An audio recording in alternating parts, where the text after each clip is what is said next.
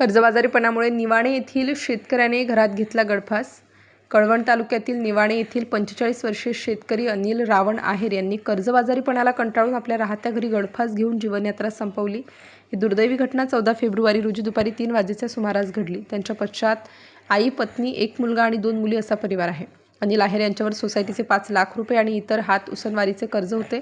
गेल्या 2 वर्षांपासून होत असलेल्या अतिवृष्टीमुळे पिकांचे मोठे नुकसान झाले होते. त्यातच कांदा व इतर भाजीपाला पिकांना योग्य भाव मिळत नसल्याने घेतलेल्या कर्जाची परतफेड करणे त्यांना कठीण झाले होते. कर्ज वसुलीचा तगादा सुरू असल्याने ते गेल्या काही दिवसांपासून मोठ्या विवंचनेत होते. याच नैराश्यातून त्यांनी राहत्या घरातील छताला असलेल्या अडगळीच्या लोखंडी अँगलला गळफास घेऊन आत्महत्या केली. या प्रकरणी विकास आहेर यांनी कळवण पोलीस ठाण्यात माहिती दिली असून पोलिसांनी आकस्मिक मृत्यूची नोंद केली आहे. पोलीस निरीक्षक खगेंद्र टेंभेकर व हवालदार रामदास गवडी या प्रकरणाचा पुढील तपास करीत आहेत. घटनेची माहिती मिळताच तलाठी अविनाश पवार यांनी घटनास्थळी भेट देऊन पंचनामा केला.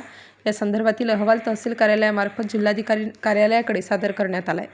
नाशिक स्टार न्यूजसाठी प्रतिनिधी दीपक गांगुर्डे, कळवण.